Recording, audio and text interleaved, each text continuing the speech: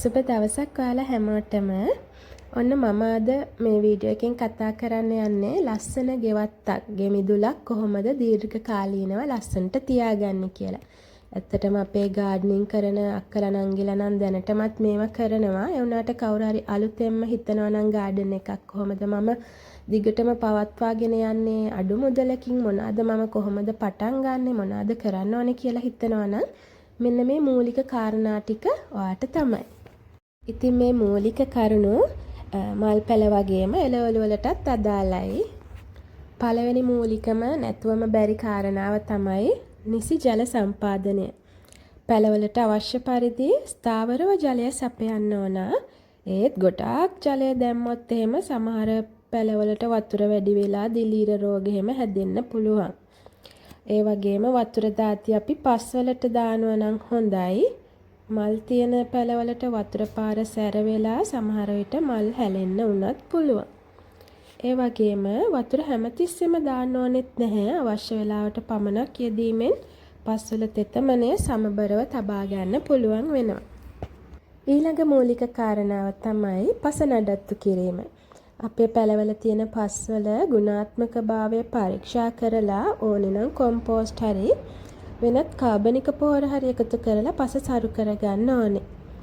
ඒ වගේම පසේ තෙතමනය රැඳව ගන්නත් වල් පැලෑටි පාලනයටයි වියලි කොළ හරි පිදුරු වගේ දේවල් දාගන්න හොඳයි, විශේෂයෙන්ම එළවලු පැලවලට. හැබැයි වේලිච්ච ඒවා එතකොට පිදුරු වගේ දානකොට පරිස්සමට වේයෝ එහෙම එන්න පුළුවන් ඒවට. ඊළඟට අපි කතා කරන මූලික කාරණාව තමයි වල් පැලෑටි පාලනය.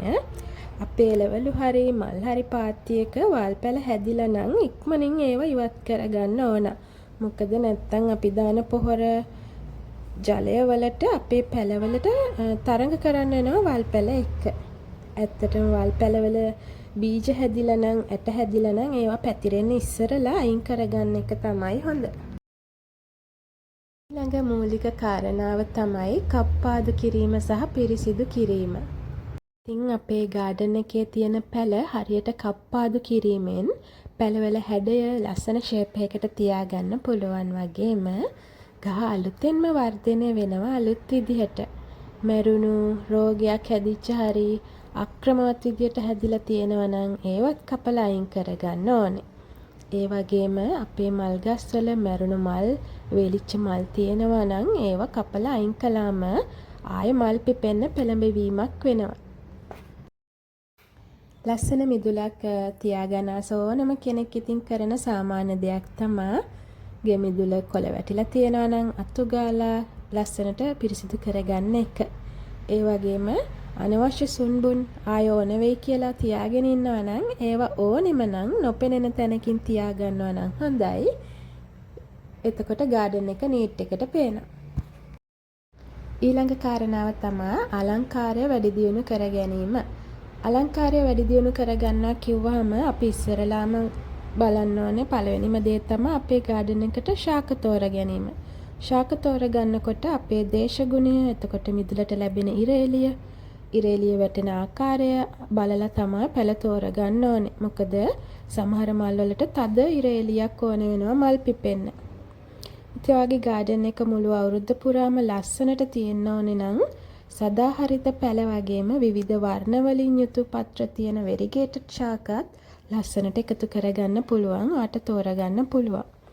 ඒ වගේම තවත් දෙයක් තමයි අලංකාරය වැඩි කරන වාට පුළුවන් නම් කලර් තීම් එකක් තෝරගෙන ඒකට මල් පැල හදාගෙන බලන්න හරිම ලස්සනට පෙනේවි. ඊට පස්සේ අපේ ගාඩන් එක අලංකාර කරගන්න පුළුවන් ලස්සන අංග පොඩි දේවල් එකතු කරගන්න එකෙන්. ඒ කියන්නේ අපිට පුළුවන් නම් පොඩි ස්ටැචුස්, එතකොට කුරුල්ලන්ට කැම තියෙන ඒවා, එතකොට ලොකු මල් පෝච්චි වල මල් පැල ගොඩක් සමූහයක් විදියට හදාගත්තාම පොඩි පෝච්චි ගොඩක් මේන්ටේන් කරනට වැඩිය ලේසි වගේම ඇත්තට ලස්සනයි. ඒ වගේම අපිට පුළුවන් අපි අතින් හදාගන්න දේවල්, කලාත්මක නිර්මාණ තියන්න මිදුලේ තෝරගත්තු තැන්වල ලස්සනට තියාගන්න පුළුවන්, නෙත් ඇද ගන්න සුළු දේවල්. ඒ වගේම පොඩි පොන්ඩ් එකක් හදාගන්න පුළුවන්. ඒ වගේ දේවල් කරලා ගාඩන් එකට තවත් අලංකාර කරගන්න පුළුවන්.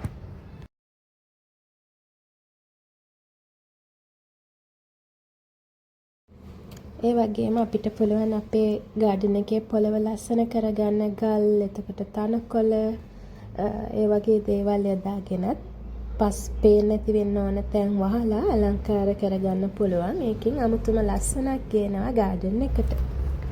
දීර්ඝකාලීන ලස්සන ගාඩන් එකක් ඕන නම් අපි අනිවාර්යයෙන්ම අපේ සැලකිලිමත් වෙන්න ඕන තවත් දෙයක් තමයි පලිබෝධ සහ රෝග පාලනය. අපේ ගස් කොළන් නිතරම බලලා රෝගී වෙලා තියෙනවා නම්, එතකොට පලිබෝධ සහිත පැල තියෙනවා නම් ඒවා අඳුනගෙන ඒවට අවශ්‍ය කාබනික ක්‍රම වලින් ඒවට ප්‍රතිකාර කරන්න ඕනේ.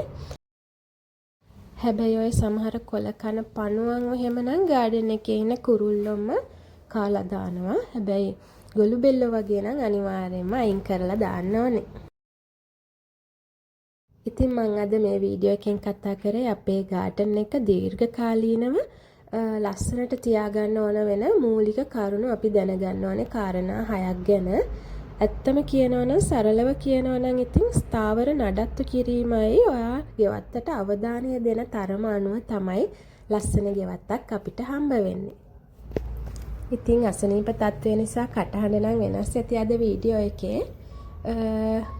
වීඩියෝ එකත් එක්ක එකතු වුණ ඔයාලා හැමෝටම ගොඩක් ස්තුතියි.